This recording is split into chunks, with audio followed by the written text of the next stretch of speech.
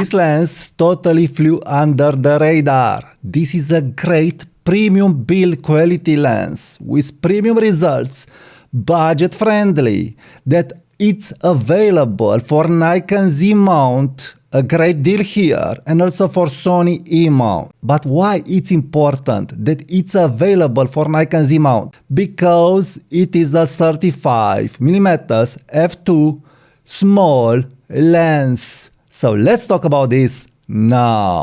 Hi there, Tudor Matescu here. I have this lens on Sony E mount because a funny thing happened. I've asked for the Nikon Z mount, but unfortunately a small error happened and at my home arrived the Sony E mount. But I wanted the Nikon Z mount, so I also will address this lens and I'll show you how it's staying on the Nikon ZF because I have the mega depth adapter to mount this lens. And this lens, it's a game changer, especially for Nikon Z mount, but also for Sony E. So after using this lens on Sony E, and I have the Sony 35mm f1.8 and Sony 35mm f2.8, I'm shocked by the results of this lens. Shocked. And also when thinking at the price, but also when looking at the results. So let's first address the build quality. So anyway, this is a budget lens. A budget lens. So what is shocking at first, it's the build quality.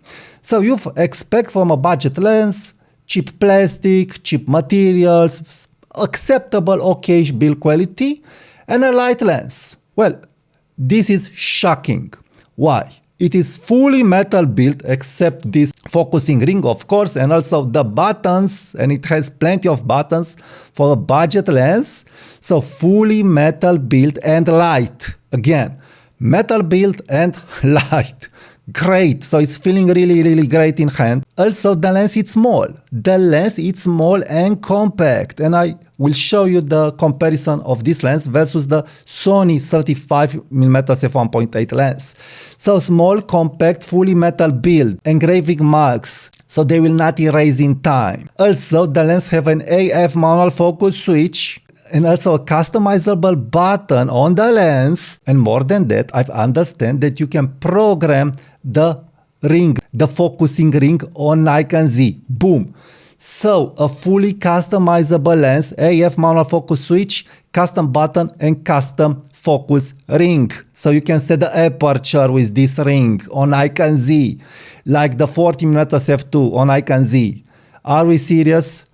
Small, light, top-notch build quality. It is the best build quality, I would say, for an AF lens, full frame lens that I was able to see in my life. So top-notch build quality. But what is build quality without image quality and AF? So let's talk first about the AF speed and accuracy of this lens. I had the chance to test this lens in the toughest environment. So low light, street photography, because it's winter here and we do not have light. So low light and some indoor shot with this lens. Crazy good AF results on Sony A7C.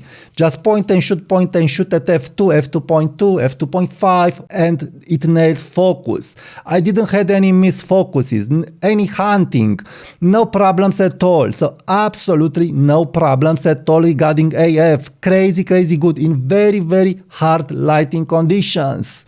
So crazy good AF. I have nothing to complain. Now let's talk about the image quality. How is the image quality? Well, I've looked especially for chromatic aberrations because I was expecting chromatic aberrations for this price and for a lens like this. Well, if I'm not nitpicking, I wasn't able to see any chromatic aberration that will disturb me, and I didn't nitpick. Probably if I will nitpick and look at pixel level and do some specific shots, probably there will be some chromatic aberrations. But overall, in lighting, in night photography, where you have contrasty lights, no chromatic aberrations, I was able to see that will disturb me. No purple fringing and stuff like this, nothing. Also regarding flare, nothing. Again, nothing. I've used this lens with the lens hood and also without the lens hood. So no worries regarding these problems. Probably there are some chromatic aberrations and some flare from there to there, but the lens, it is very well made regarding this. But more important, how it's the rendering and how is the image quality. Well, the rendering, it is really great. It is a very pleasing rendering, and I like the rendering more than the 35mm f1.8 from Sony. The Sony lens has chromatic aberrations visible that can disturb in some moments. On this lens, I wasn't able to observe those problems. But more than that, the rendering at f2, it is very pleasing. You don't have that digital sharpness from Sony that I'm bothered by it. No, you have good sharpness. From my looking, I feel that you have similar rendering like a Sigma lens, not like a Sigma lens, but that organic look.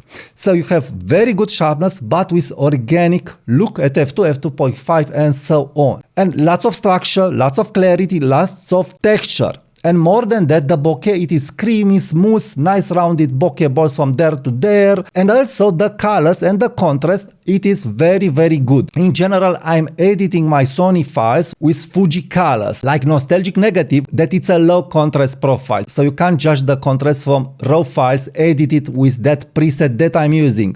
And why I'm using that profile? Because let's be serious, I'm liking more a low contrast look for the moment, especially in colors, but especially by night when I want to be able to see better the details, to see better in the picture and to not have the crushed blacks. But regarding colors, contrast, sharpness, clarity, structure, top-notch results, I would say, top-notch results. So, how this lens is comparing regarding image quality to the 35mm f2.8 from Sony and to the 35mm f1.8 from Sony. Well, the 35mm f2.8, it is the smallest lens from Sony. You have strong vignetting and you have a special rendering. So, the 35mm f2.8, a Zeiss classic rendering, it has its spot.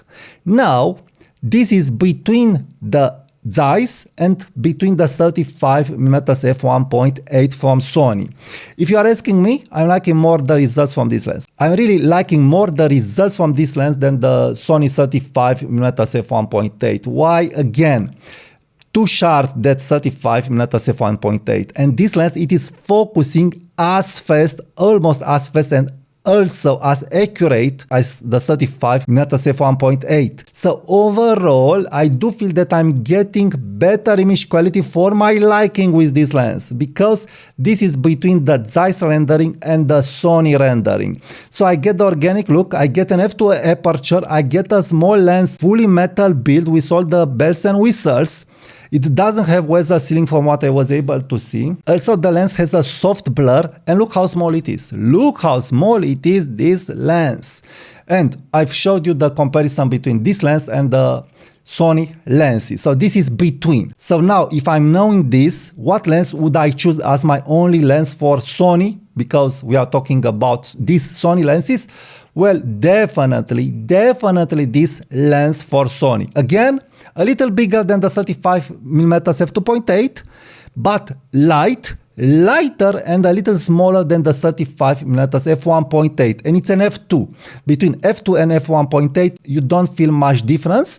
The bokeh, it is very nice. The subject to separation, it is very nice. The lens is cheap. The lens is focusing very good. The lens has a great price and it's focusing very good. So a no-brainer if you are asking me. So on Sony, a great choice. Now, how this lens is staying on Nikon ZF, and what lens would I choose on Nikon ZF? Wow, look here. Look how it's staying on Nikon ZF. Perfect. So let me test the lens without the grip. Perfect. A very good, nice light balance. So very good balance. So the lens, it's fully metal built. It's not like the 40mm f2 plastic lens.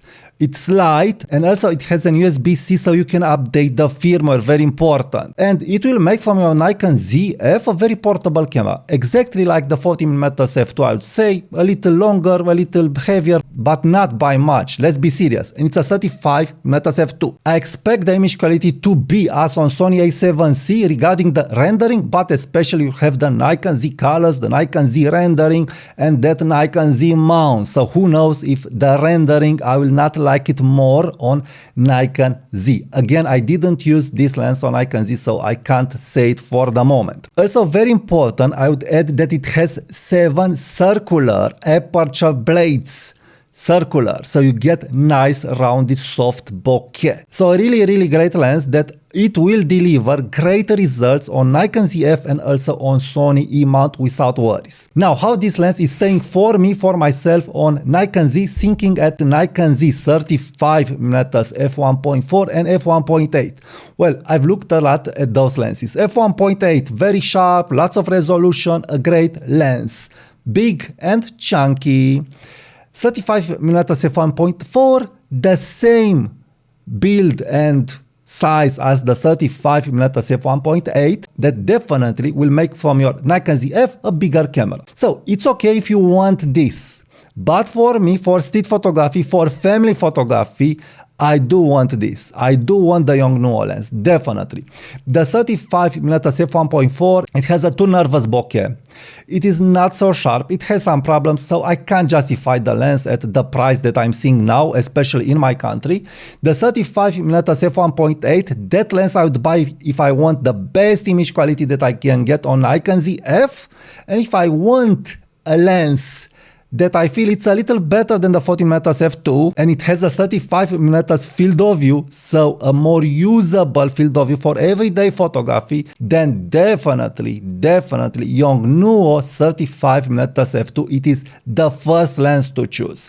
It is as small and as compact as the 40mm f2. It has AF manual focus switch, big deal. It has custom FN button and custom focus ring. So what more could you want? What more could you want to have a perfect Nikon ZF 35mm camera? Boom. There you have it. YONGNUO 35mm f2 lens, a great price lens, half the price or even lower than the Sony lenses and the Nikon Z lenses, ultra light metal build, full of buttons and all the bells and whistles that you could want from a lens like this. So totally recommending this lens. I'm really glad that I've decided to take it and to review it. A lens that is a must-have for a 35mm shooter. So thank you for watching this video. Please subscribe now to my channel, subscribe to my photography tips and tricks newsletter, leave me your comments, and share my videos with other friends, and also please be sure to check my next video. Click here right now.